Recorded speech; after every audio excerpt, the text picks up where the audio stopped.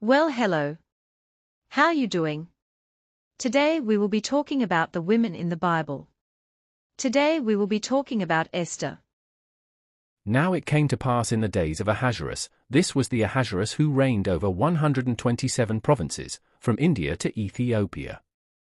In those days when King Ahasuerus sat on the throne of his kingdom, which was in Shushan the citadel, that in the 3rd year of his reign he made a feast for all his officials and servants. The powers of Persia and Media, the nobles, and the princes of the provinces being before him. When he showed the riches of his glorious kingdom and the splendor of his excellent majesty for many days, 180 days in all. And when these days were completed, the king made a feast lasting 7 days for all the people who were present in Shushan the citadel, from great to small, in the court of the garden of the king's palace. There were white and blue linen curtains fastened with cords of fine linen and purple on silver rods and marble pillars, and the couches were of gold and silver on a mosaic pavement of alabaster, turquoise, and white and black marble. And they served drinks in golden vessels, each vessel being different from the other, with royal wine in abundance, according to the generosity of the king. In accordance with the law, the drinking was not compulsory, for so the king had ordered all the officers of his household, that they should do according to each man's pleasure. Queen Vashti also made a feast for the women in the royal palace which belonged to King Ahasuerus. On the 7th day, when the heart of the king was merry with wine, he commanded Mehuman, Biztha, Harbona, Bigtha, Abagtha, Zethar, and Carcass, 7 eunuchs who served in the presence of King Ahasuerus, to bring Queen Vashti before the king wearing her royal crown, in order to show her beauty to the people and the officials. For she was beautiful to behold. But Queen Vashti refused to come at the king's command brought by his eunuchs, therefore the king was furious, and his anger burned within him. Then the king said to the wise men who understood the times, for this was the king's manner toward all who knew law and justice, those closest to him being Karshena, Shetha, Admatha, Tarshish, Meas, Marsena, and Memucan, the 7 princes of Persia and Media, who had access to the king's presence, and who ranked highest in the kingdom. What shall we do to Queen Vashti, according to law? Because she did not obey the command of King Ahasuerus brought to her by the eunuchs. And Memucan answered before the king and the prince, Queen Vashti has not only wronged the king, but also all the princes, and all the people who are in all the provinces of King Ahasuerus. For the queen's behavior will become known to all women, so that they will despise their husbands in their eyes, when they report, King Ahasuerus commanded Queen Vashti to be brought in before him, but she did not come. This very day the noble ladies of Persia and Media will say to all the king's officials that they have heard of the behavior of the queen. Thus there will be excessive contempt and wrath. If it pleases the king, let a royal decree go out from him, and let it be recorded in the laws of the Persians and the Medes, so that it will not be altered, that Vashti shall come no more before King Ahasuerus. And let the king give her royal position to another who is better than she. When the king's decree which he will make is proclaimed throughout all his empire, for it is great, all wives will honor their husbands, both great and small. And the reply pleased the king and the princes. And the king did according to the word of Memucan. Then he sent letters to all the king's provinces, to each province in its own script, and to every people in their own language, that each man should be master in his own house, and speak in the language of his own people. After these things, when the wrath of King Ahasuerus subsided, he remembered Vashti, what she had done, and what had been decreed against her. Then the king's servants who attended him said, Let beautiful young virgins be sought for the king, and let the king appoint officers in all the provinces of his kingdom, that they may gather all the beautiful young virgins to Shushan the citadel, into the women's quarters, under the custody of Hegai the king's eunuch, custodian of the women. And let beauty preparations be given them. Then let the young woman who pleases the king be queen instead of Vashti. This thing pleased the king, and he did so. In Shushan the citadel there was a certain Jew whose name was Mordecai the son of Joai, the son of Shammai, the son of Kish, a Benjamite. Kish had been carried away from Jerusalem with the captives who had been captured with Jeconiah king of Judah, whom Nebuchadnezzar the king of Babylon had carried away. And Mordecai had brought up Hadassah, that is, Eshter, his uncle's daughter, for she had neither father nor mother. The young woman was lovely and beautiful. When her father and mother died, Mordecai took her as his own daughter. So it was, when the king's command and decree were heard, and when many young women were gathered at Shushan the citadel, under the custody of Hegai, that Eshter also was taken to the king's palace, into the care of Hegai the custodian of the women. Now the young woman pleased him, and she obtained his favor, so he readily gave beauty preparations to her, besides her allowance. Then 7 choice maidservants were provided for her from the king's palace, and he moved her and her maidservants to the best place in the house of the women. Eshter had not revealed her people or family, for Mordecai had charged her not to reveal it. And every day Mordecai paced in front of the court of the women's quarters, to learn of Esther's welfare and what was happening to her. Each young woman's turn came to go into King Ahasuerus after she had completed 12 months' preparation, according to the regulations for the women, for thus were the days of their preparation apportioned. 6 months with oil of myrrh, and 6 months with perfumes and preparations for beautifying women. Thus prepared, each young woman went to the king, and she was given whatever she desired to take with her from the women's quarters to the king's palace. In the evening she went, and in the morning she returned to the second house of the women, to the custody of Shashgaz, the king's eunuch who kept the concubines. She would not go into the king again unless the king delighted in her and called for her by name. Now when the turn came for Eshter the daughter of Abihail the uncle of Mordecai, who had taken her as his daughter, to go into the king, she requested nothing but what Hegai the king's eunuch, the custodian of the women, advised. And Eshter obtained favor in the sight of all who saw her. So Eshter was taken to King Ahasuerus, into his royal palace, in the 10th month, which is the month of Tevath, in the 7th year of his reign.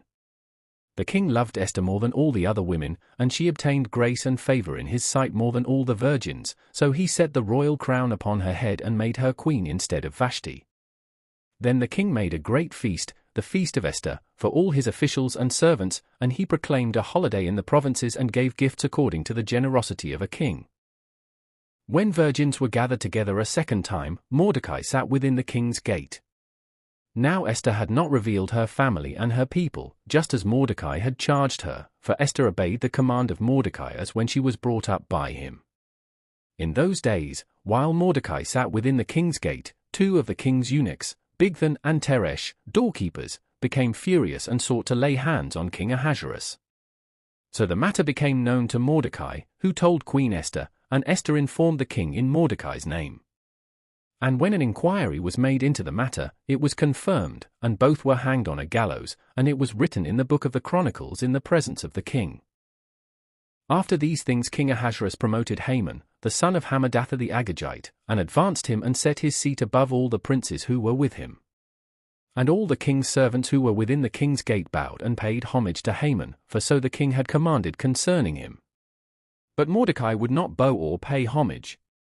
Then the king's servants who were within the king's gate said to Mordecai, "Why do you transgress the king's command?" Now it happened, when they spoke to him daily and he would not listen to them, that they told it to Haman, to see whether Mordecai's words would stand, for Mordecai had told them that he was a Jew. When Haman saw that Mordecai did not bow or pay him homage, Haman was filled with wrath. But he disdained to lay hands on Mordecai alone, for they had told him of the people of Mordecai. Instead, Haman sought to destroy all the Jews who were throughout the whole kingdom of Ahasuerus, the people of Mordecai. In the 1st month, which is the month of Nisan, in the 12th year of King Ahasuerus, they cast pur, that is, the lot, before Haman to determine the day and the month, until it fell on the 12th month, which is the month of Adar. Then Haman said to King Ahasuerus, "There is a certain people scattered and dispersed among the people in all the provinces of your kingdom. Their laws are different from all other peoples, and they do not keep the king's laws. Therefore it is not fitting for the king to let them remain. If it pleases the king, let a decree be written that they be destroyed, and I will pay 10,000 talents of silver into the hands of those who do the work, to bring it into the king's treasuries." So the king took his signet ring from his hand and gave it to Haman, the son of Hammedatha the Agagite, the enemy of the Jews. And the king said to Haman, "The money and the people are given to you, to do with them as seems good to you." Then the king's scribes were called on the 13th day of the 1st month, and a decree was written according to all that Haman commanded. To the king's satraps, to the governors who were over each province, to the officials of all people, to every province according to its script, and to every people in their language. In the name of King Ahasuerus it was written, and sealed with the king's signet ring. And the letters were sent by couriers into all the king's provinces, to destroy, to kill, and to annihilate all the Jews, both young and old, little children and women, in one day, on the 13th day of the 12th month, which is the month of Adar, and to plunder their possessions. A copy of the document was to be issued as law in every province, being published for all people, that they should be ready for that day. The couriers went out, hastened by the king's command, and the decree was proclaimed in Shushan the citadel. So the king and Haman sat down to drink, but the city of Shushan was perplexed.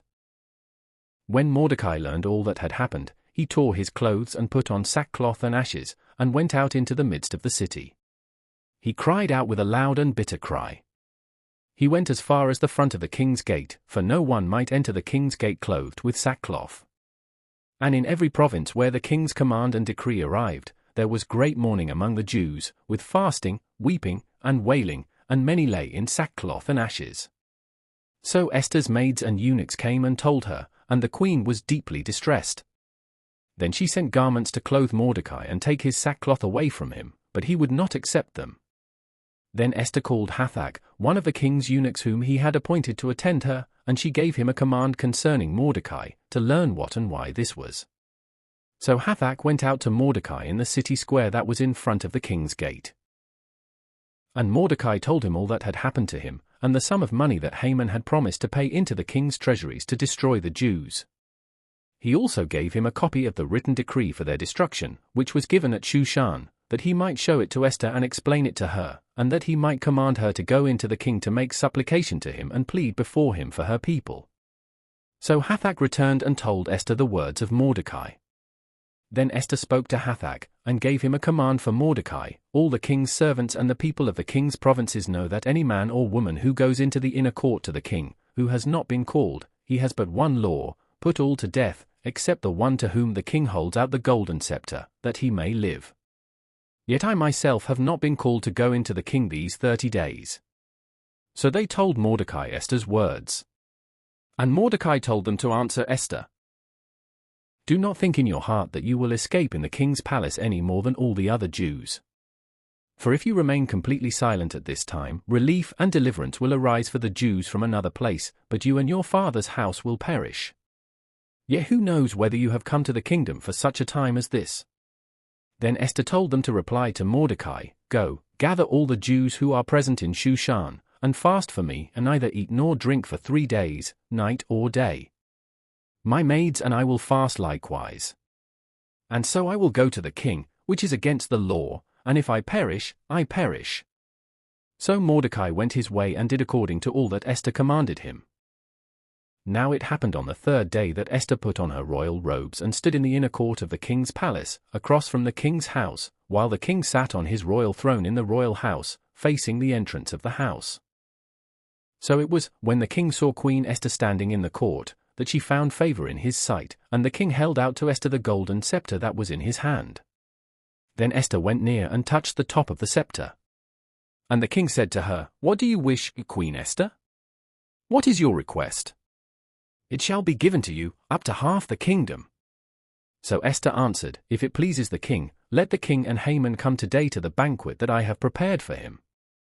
Then the king said, Bring Haman quickly, that he may do as Esther has said. So the king and Haman went to the banquet that Esther had prepared. At the banquet of wine the king said to Esther, What is your petition? It shall be granted you. What is your request, up to half the kingdom? It shall be done. Then Esther answered and said, My petition and request is this.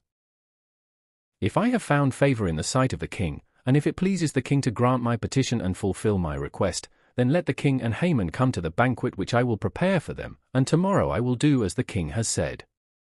So Haman went out that day joyful and with a glad heart, but when Haman saw Mordecai in the king's gate, and that he did not stand or tremble before him, he was filled with indignation against Mordecai. Nevertheless Haman restrained himself and went home, and he sent and called for his friends and his wife Zeresh. Then Haman told them of his great riches, the multitude of his children, everything in which the king had promoted him, and how he had advanced him above the officials and servants of the king.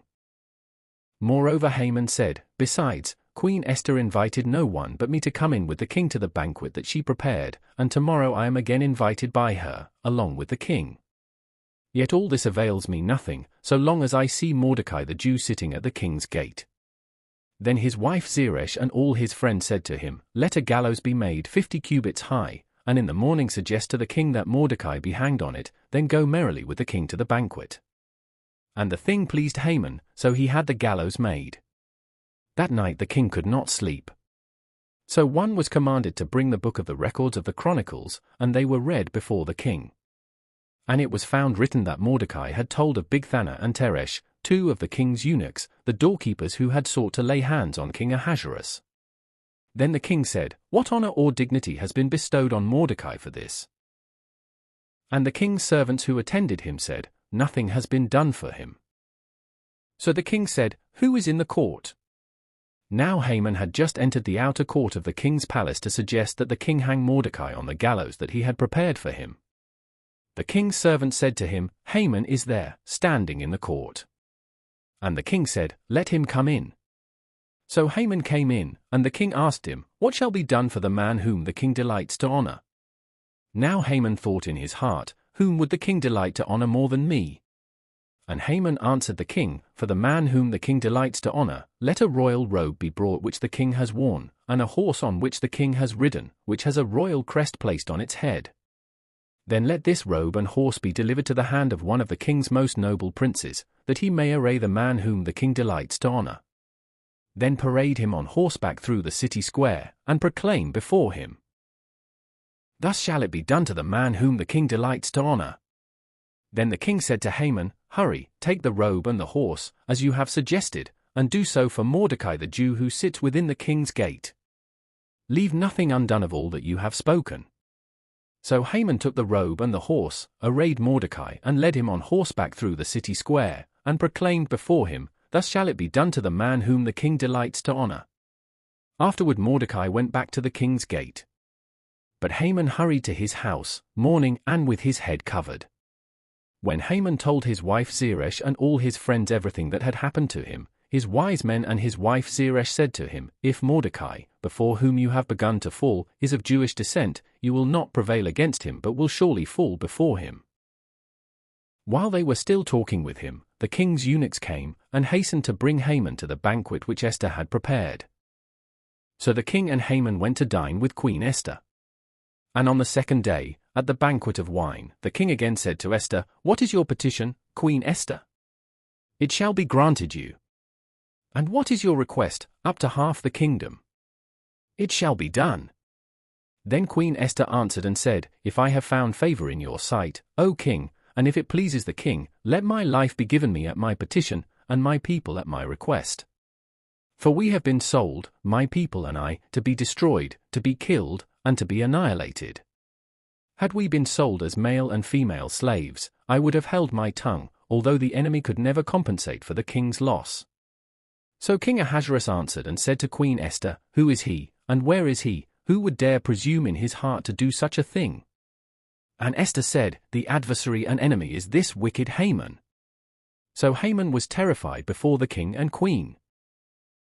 Then the king arose in his wrath from the banquet of wine and went into the palace garden, but Haman stood before Queen Esther, pleading for his life, for he saw that evil was determined against him by the king.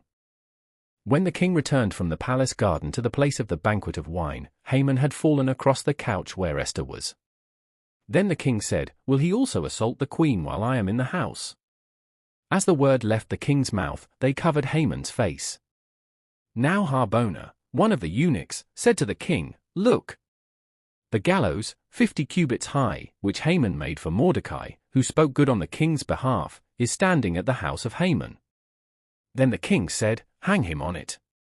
So they hanged Haman on the gallows that he had prepared for Mordecai. Then the king's wrath subsided. On that day King Ahasuerus gave Queen Esther the house of Haman, the enemy of the Jews. And Mordecai came before the king, for Esther had told how he was related to her. So the king took off his signet ring, which he had taken from Haman, and gave it to Mordecai, and Esther appointed Mordecai over the house of Haman. Now Esther spoke again to the king, fell down at his feet, and implored him with tears to counteract the evil of Haman the Agagite, and the scheme which he had devised against the Jews. And the king held out the golden scepter toward Esther. So Esther arose and stood before the king, and said, If it pleases the king, and if I have found favor in his sight, and the thing seems right to the king, and I am pleasing in his eyes, let it be written to revoke the letters devised by Haman, the son of Hammedatha the Agagite, which he wrote to annihilate the Jews who are in all the king's provinces. For how can I endure to see the evil that will come to my people? Or how can I endure to see the destruction of my countrymen? Then King Ahasuerus said to Queen Esther and Mordecai the Jew, Indeed, I have given Esther the house of Haman, and they have hanged him on the gallows because he tried to lay his hand on the Jews. You yourselves write a decree concerning the Jews, as you please, in the king's name, and seal it with the king's signet ring, for whatever is written in the king's name and sealed with the king's signet ring no one can revoke. So the king's scribes were called at that time, in the 3rd month, which is the month of Sivan, on the 23rd day, and it was written, according to all that Mordecai commanded, to the Jews, the satraps, the governors, and the princes of the provinces from India to Ethiopia, 127 provinces in all, to every province in its own script, to every people in their own language, and to the Jews in their own script and language. And he wrote in the name of King Ahasuerus, sealed it with the king's signet ring, and sent letters by couriers on horseback, riding on royal horses bred from swift steeds.